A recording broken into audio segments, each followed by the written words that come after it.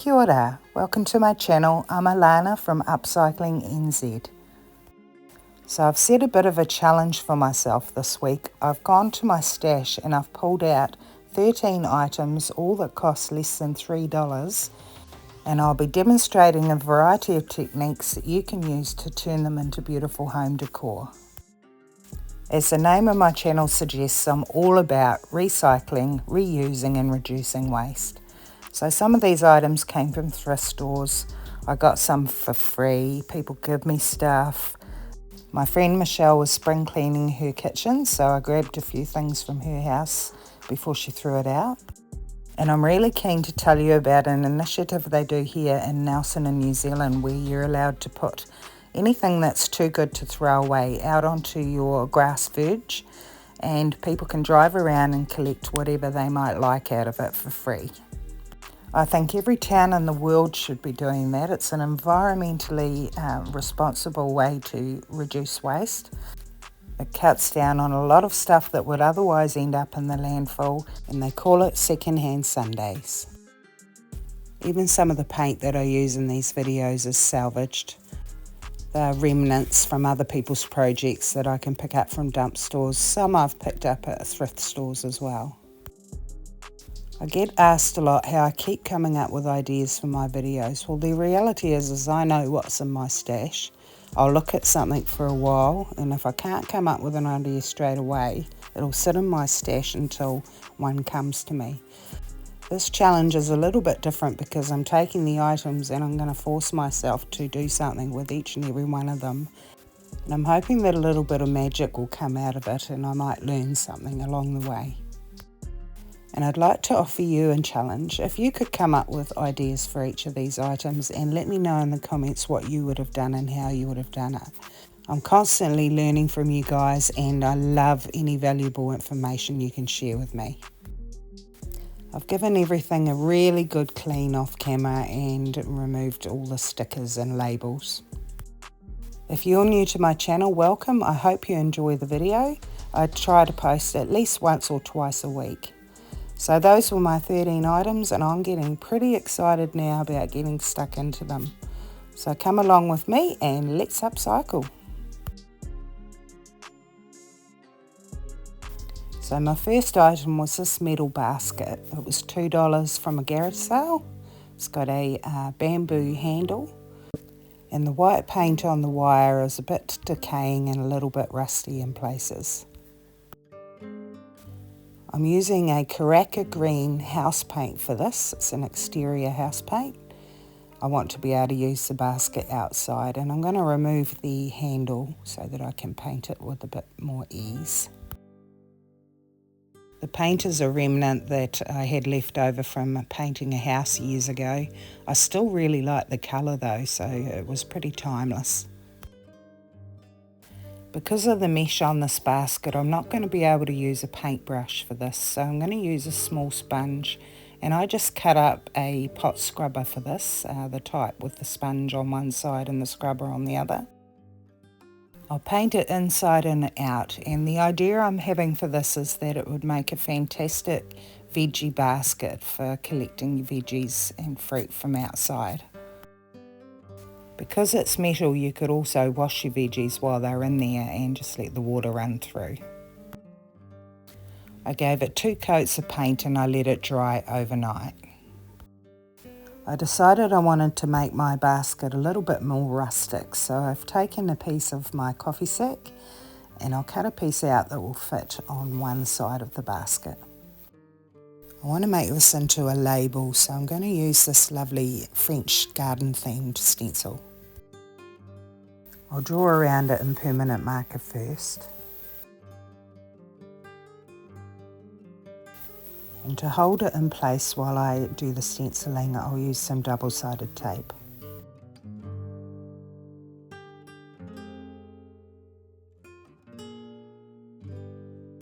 The colour I'm using is a remnant from the salvage yard in a sort of brown-black acrylic exterior paint. I use a hard bristled brush and I offload most of the paint before I stipple the paint and build it up on the stencil. I've used all exterior paints for this project so that it can get wet and be outside. I'll trim my label down a little and I noticed that I needed a little bit more edge around the sides for the front of my basket. I'll temporarily fix this to the front of the basket using hot glue.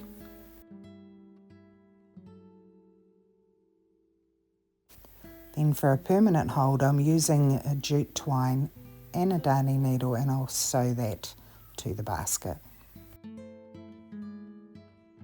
I'm just using my version of a back stitch for this and putting the knot to the inside, and then I'm sewing in and out in even spacing with fairly long stitches all the way down the seam.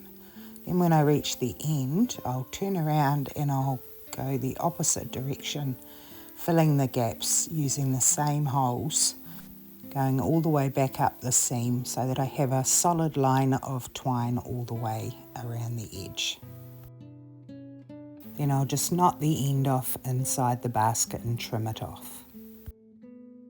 Now that that's sewn down, I can pull off those extra fibres that will come loose around the edges, and I'll trim that back so that it's still rustic but a little bit tidier.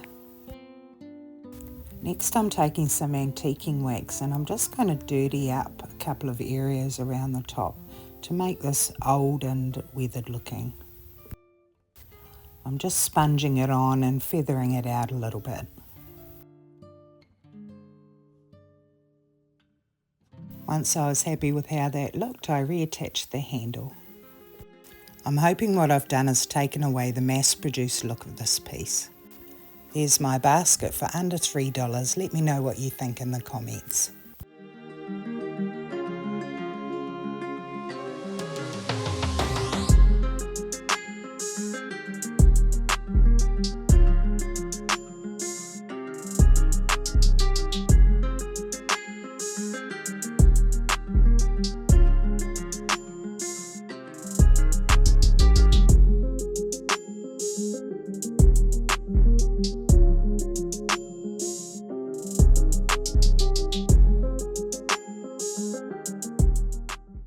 So the next project is this little red wire apple which I got from Secondhand Sundays for free, and I'm going to pair that with a little brass plate which I got for $1 from a thrift store.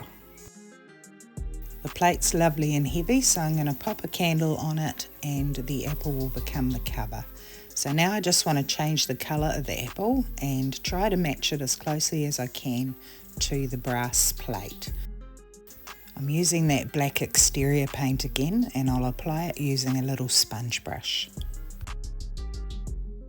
I was able to paint most of the inside other than the little bottom rim, so I'll just use a little sponge for that, using my fingers to get those hard to reach places. It was a bit messy.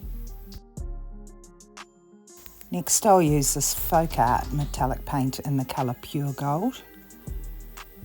And I'm just testing that to see what the colour match is like, and it's not looking too bad at all.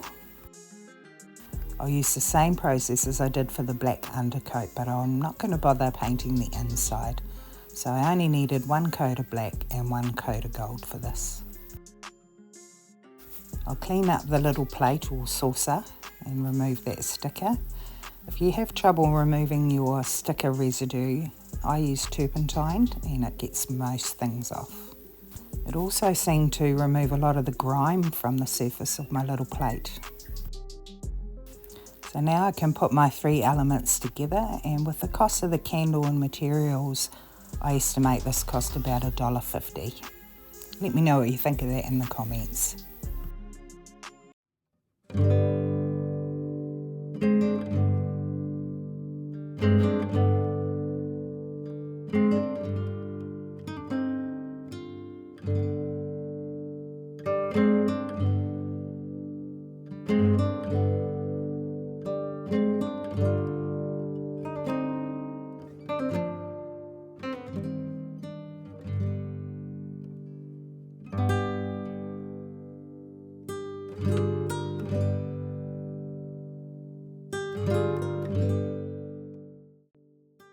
Okay, so next we're going to move on to the roses chocolate tin that I got from my friend Michelle. The inside's beautiful and clean, but there's a lot of advertising on the outside, so I'm going to pick a colour as close to that pink on the outside of the tin as possible. This is an Anko chalk paint in rose pink, and I got that from Kmart. I'm leaving the edges and rims unpainted because that's where the paint would be likely to chip off the most. And you'll see that the roses where it is lovely and raised on the front of the tin. I'll be taking advantage of that. I'm just going to wipe any mistakes off with a wet wipe and allow that first coat to dry thoroughly before I apply a second coat. I'll also be painting the inside of the lid because it had a lot of advertising on it and I want to cover that up.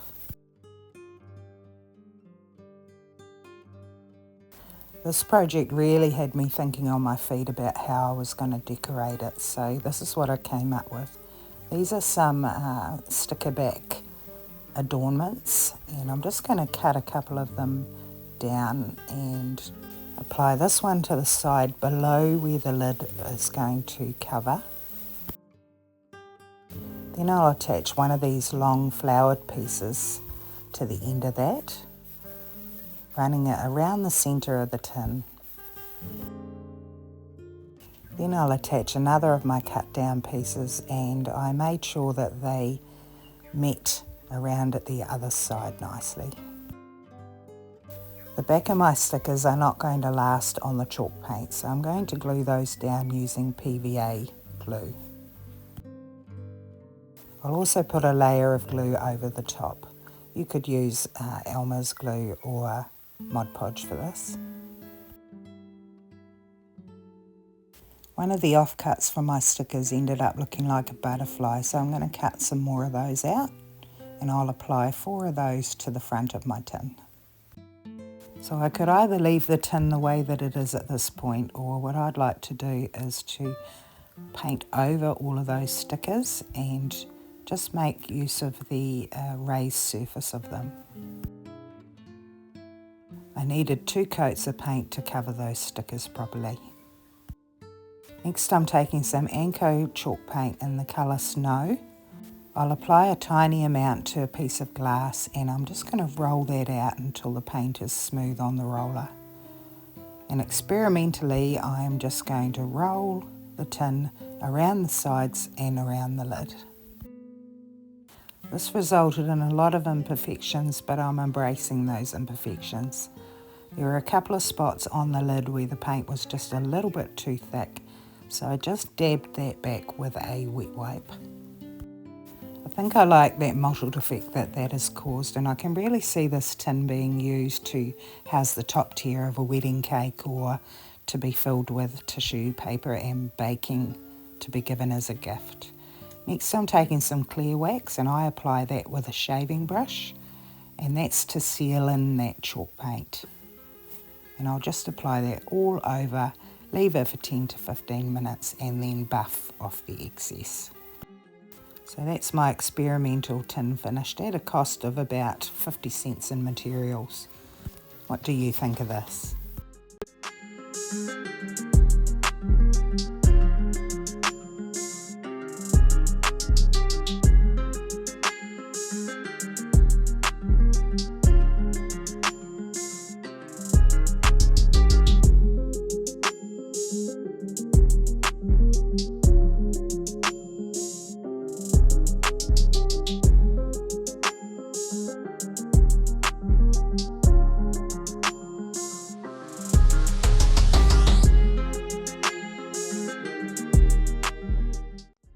The square glass beads are the only thing I paid retail for, and they were a whopping $3. I got them from a dollar store. I'm going to take some music paper and my watercolour paints, and I'm going to just colour some areas that look absolutely adorable under these glass beads. You could use any colours for these, but I'm going to stick to green, blue, purple, aqua and turquoise for these ones. And the colour is just going to enhance these beads. I'll just cut them all out a bit smaller. Then I'm going to take some PVA glue and I'm going to attach these to the back side of my glass beads, making sure the colour of course is face up. I'm ensuring the glue goes all the way to the edges and even a little bit around them. I'm pressing down firmly on each of them and ensuring I push out any air bubbles that might get caught underneath. This is such fun to do and kids will love this craft project. Next I'm going to sand off all of the excess paper from around the bead. This will leave a lovely clean edge and your beads will look like they were made that way. Once I sanded all of these back, I applied another layer of PVA glue to the back to protect it. And I can see these in mixed media projects, used in future craft projects, as table decorations or as little goodies in goodie bags. Let me know if you have any brilliant ideas for these.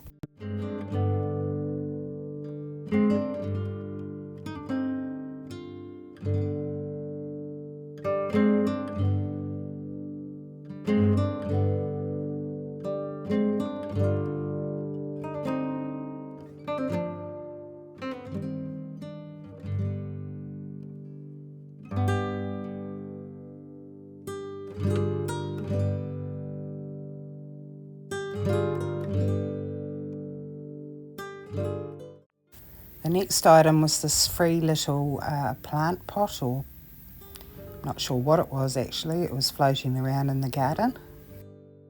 I'm going to see what decoupaging over the black paint looks like, so I'm going to take some PVA wood glue and I'll use one of my gorgeous printed serviettes which has a French theme on it.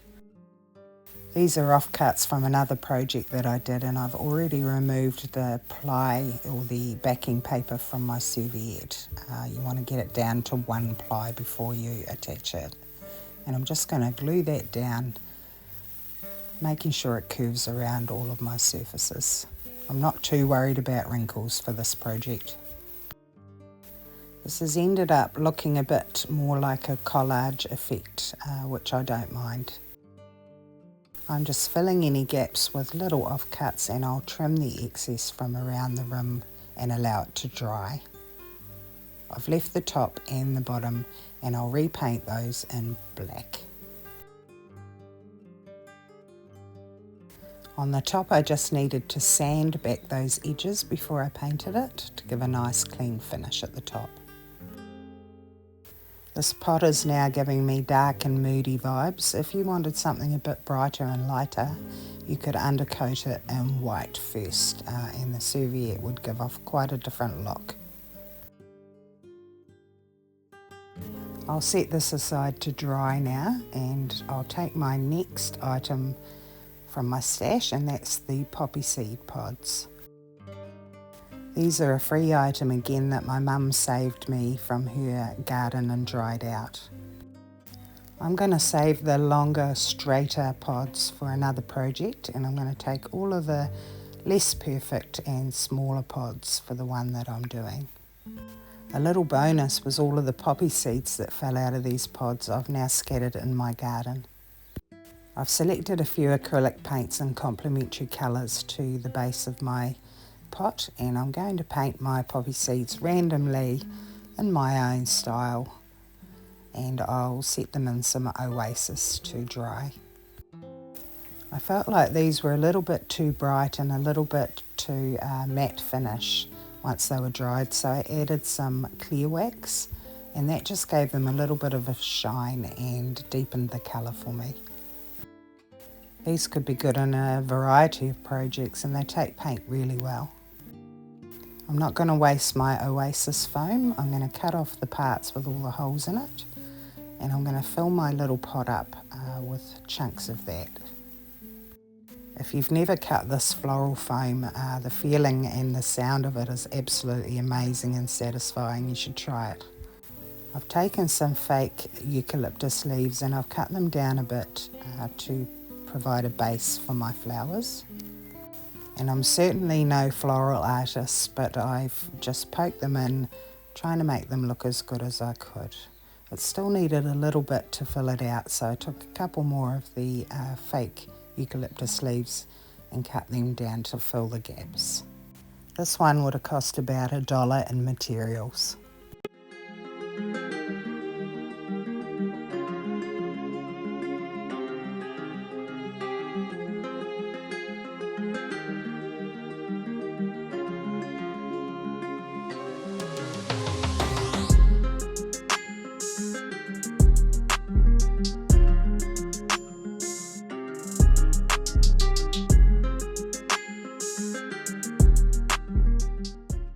The next one is this little onion tin, and I got that from secondhand Sundays for free, so I'll give that a good clean. And I'm going to paint it in the rose pink just as an undercoat, and that's because the chalk paint takes to metal very well. And I'll be putting a top coat on the inside, which is acrylic paint, and I want it to be able to fix very well to that chalk paint. For the rest of the tin, I'm doing an undercoat of snow chalk paint, and it's just a white, and that's going to help the serviette that I put on top really pop. The colour I've chosen for the inside is a folk art paint in the colour rose pink. It's much darker than the chalk paint. It's just an acrylic paint, and it will require 2 coats. I'm just misting it a little bit with water because the paint is really thick. While that's drying, I'm going to take a serviette with a lovely floral print on it that the pink of the flowers is going to match that inside. And because it's on white, it really needed a white backing to make those flowers really stand out.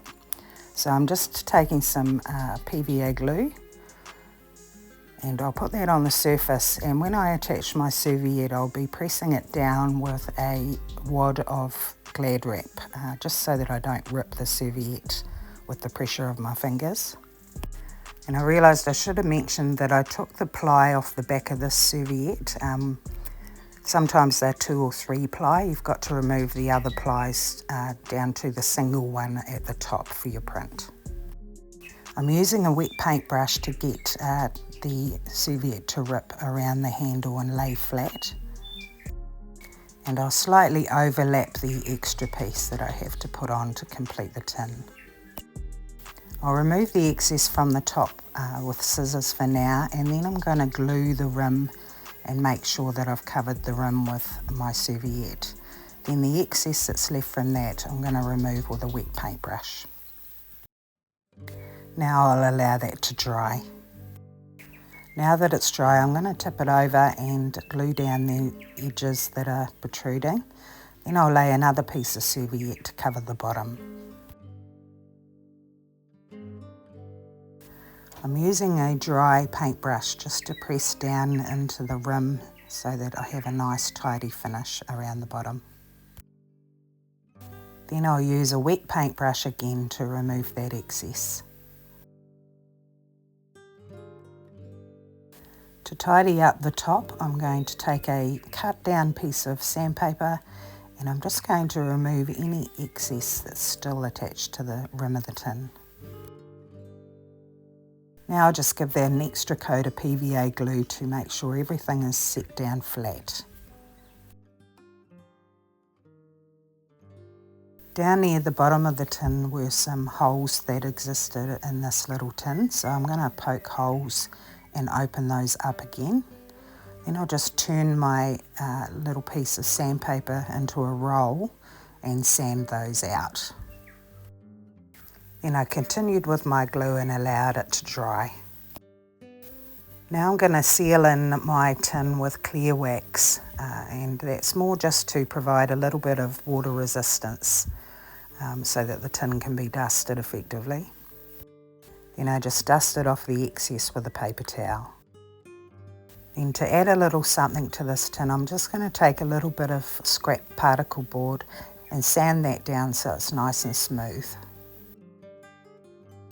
I'll paint that in the folk art acrylic rose pink colour, and this took the paint really well, so I just did one really thick good coat. Then with snow white chalk paint on a dry brush, I just faded in some white into the centre of my little square. Then I'm going to take a flower out of some decoupage paper that I had and fussy cut that and attach that to the front with PVA glue. So I've created a gorgeous little label for the front of my tin.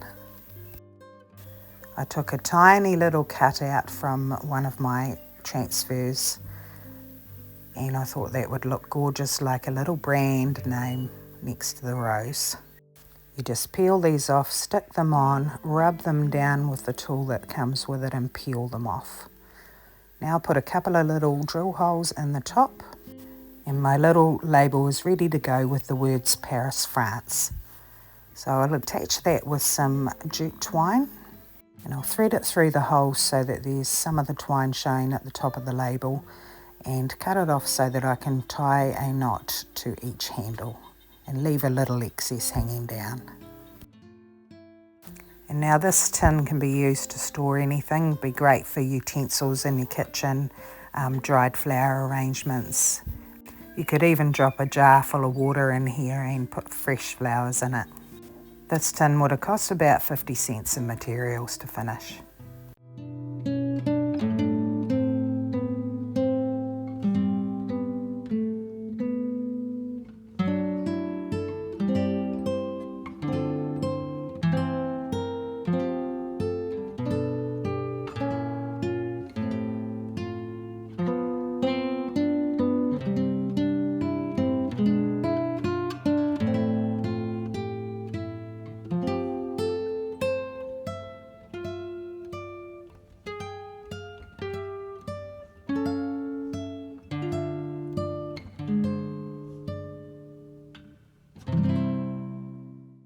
I couldn't believe what a good score these large wooden quality beads were, which were hidden deep in a thrift store for $2.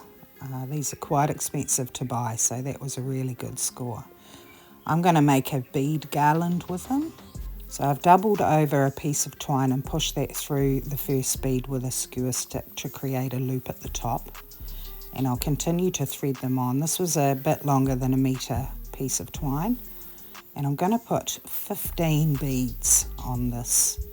You could use more or less than that. I'm just going to tie a knot in the top and push the beads up to the knot. I think these look even better a little bit longer, but I couldn't fit much of that in the shot, so I kept it to a nice size for filming. Next I've taken a length of twine about 20 centimetres long and doubled it over about 8 times, and then I'll fold it again, and this is going to create my tassel. So I'm just going to knot that to the two ends of my garland, and I've tied that in a double knot, making sure that my beads aren't too tight. Then I just have a old smaller bead which is kind of almond shaped, and I'll thread those 2 cords into that and gather the rest around it to cover that bead. Then I'm taking another piece of twine and I'm looping it over, and I'll start to wind, trapping that end in my wrap, and I'll continue to wrap that a bit, getting it as tight as I possibly can. I'm winding it up towards the top of the loop and towards the bead to tighten that right up. And then when I've gone around about 8 times, I'll trim it off, push my end through that loop, and I'll find that loose other end and pull it through so that the loop is actually trapped down inside the twisted twine. Then I can trim off that extra bit at the top. The loose end now will become part of the tassel at the bottom. Now I'll cut open all of the looped ends of my twine, creating my tassel, and I'm going to pull them all open to really push that twine up to meet that bead that I've covered.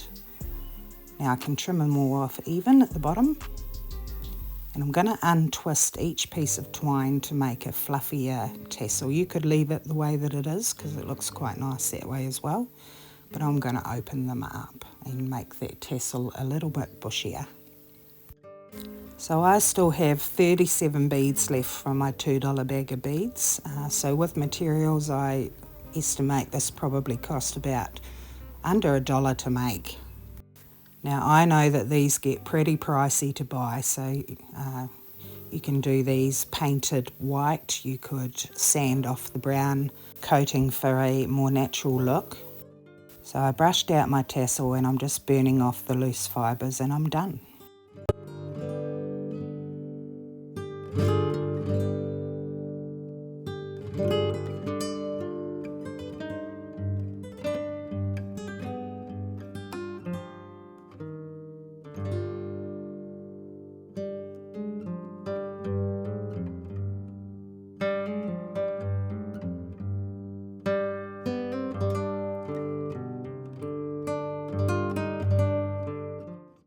The next project is this old wine carafe. Now I don't know anyone who uses these as a wine carafe. They nearly always use them as a vase.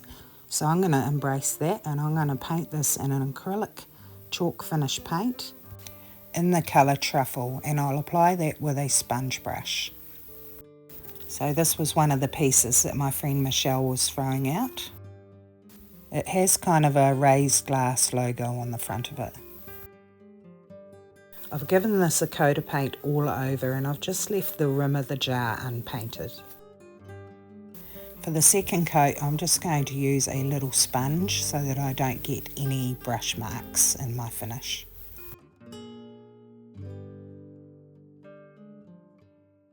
I decided to experiment a little bit with this one, so I'm taking some acrylic metallic gold paint and I'll just apply it with a sponge and offload most of the paint, and I'm just going to give this kind of a see-through finish.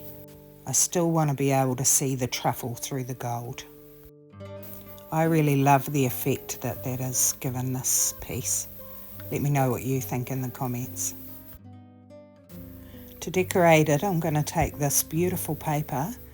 I wouldn't have been able to decoupage this on because the paper's too thick and it wouldn't have gone around the curves, but if I fussy cut the flowers out, they will bend much more readily around the curves of that carafe. So I'll decoupage those on with PVA glue. And now I have the benefit of being able to place these wherever I want on the carafe and design my piece. So I'll apply them around the symbol on the front of the jar and really highlight that. It's looking good for a piece that cost well under $1 to make. This is looking so gorgeous. I think this is my favourite piece of this video. The more I applied to my upcycled vase, the more I liked it. I still have chalk paint exposed on my piece, so that needs to be sealed. I'm using clear wax, but this will also provide a layer of water protection for the glue and the paper as well. I left it for a while and buffed off the excess.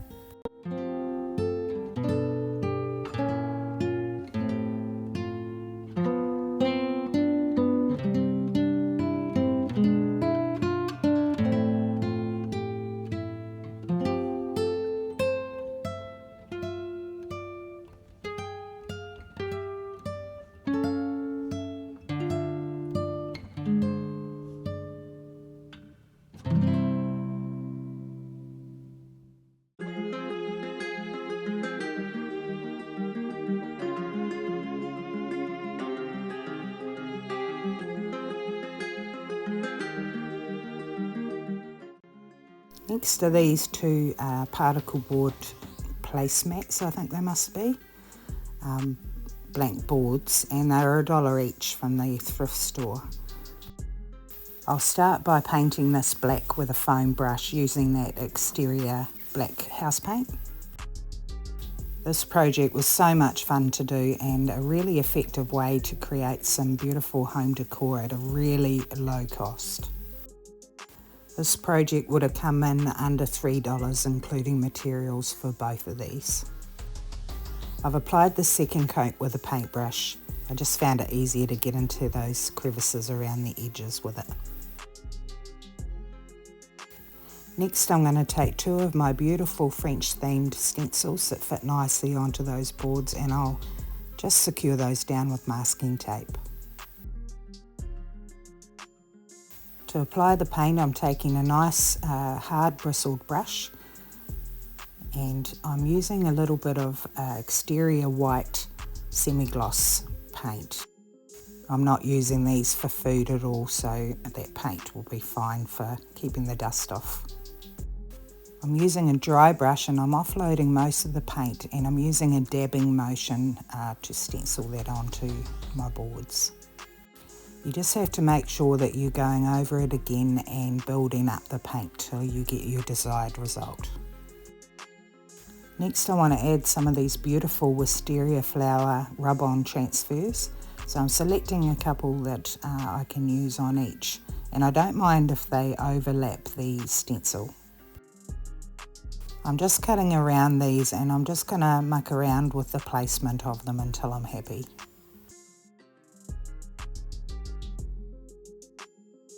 Now I just have to peel the backing off, place my transfer where I want it to go, and then I'll take the little tool that comes with these to rub on the transfer, and it'll slowly lift off the transfer sheet.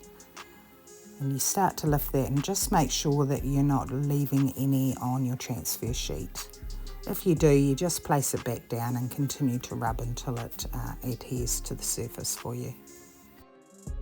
With this transfer, I noticed that there was just a little part of the vine of the flower that I wanted to remove, and I'll just continue the same process, making sure that when I get my transfer laid down, I burnish it by taking the transfer paper and rubbing over the whole surface of it again.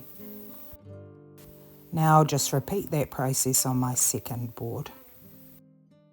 I think these are turning out to be absolutely gorgeous. You could do the same thing by painting a white background and doing your stencil in black and using the same transfers on them. I think either way they're going to look absolutely adorable. I'm cutting out a couple of little gold seals from my transfers, and I've decided to put them in the centre like they're a little brand symbol. I don't think I want to use these as placemats because I wouldn't want to be covering up that the beauty of these stencils, so I'm going to hang these. I'll measure 5 centimetres from the top of the board on each of these, and then I'm going to use thumbtacks to secure my wire to the back. So I'll press them in just a little, tap them in a little, leaving a gap, and attach my wire by twisting it around at each end, and I'm going to pull it tight in between so that each of these will hang at the same level once they're up on the wall. Then I can hammer in my thumbtacks all the way. Thumbtacks only work on the softer woods and won't work on hard woods. What do you think of these ones?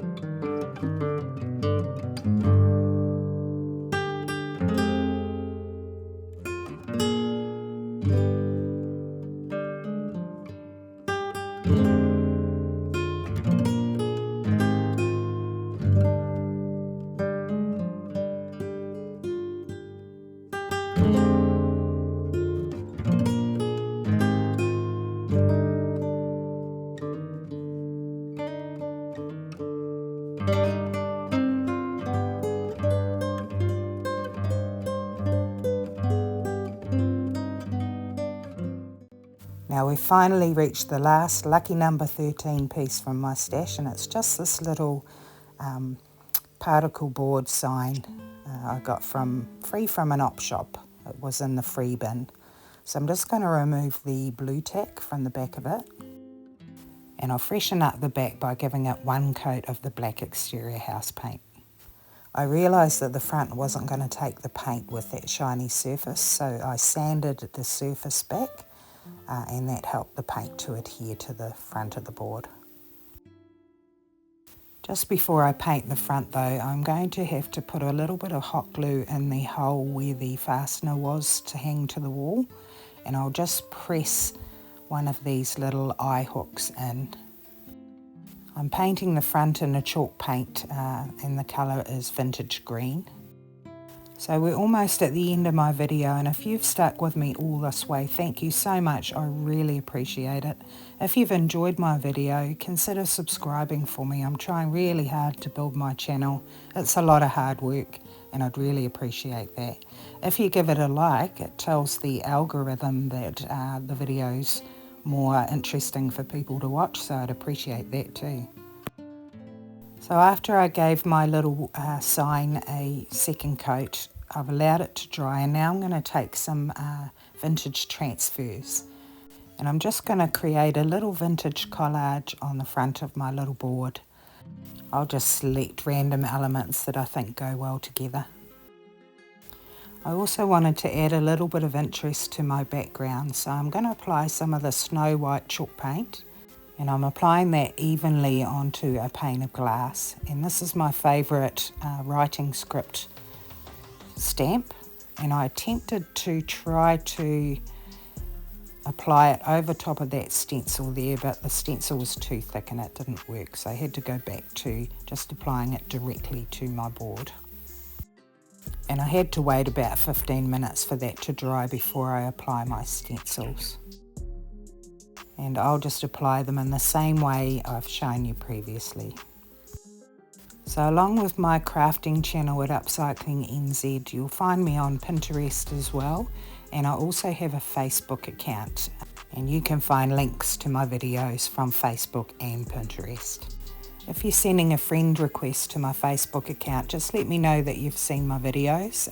That tells me that you're not a scammer or a robot. And now that I'm happy with my transfers and how they're looking, I'm going to sand back just the edges to expose a little bit of that black around the sides.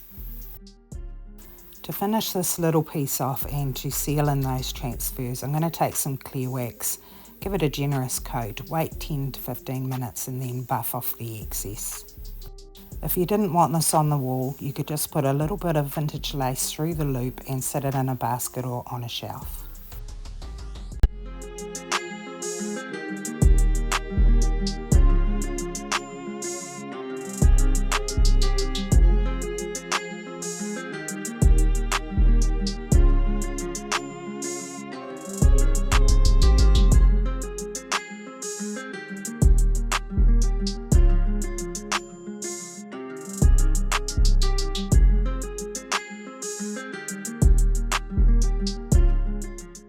So we've reached the end, and I'm going to leave you with a few pics of a camping trip that me and my friend Michelle went on to Cape Farewell and Farewell Spit in the South Island of New Zealand. I'm the one with the glasses on. Hey, thank you so much for watching, and if you're a regular subscriber to my channel, I love you guys, always love hearing from you and always appreciate your support.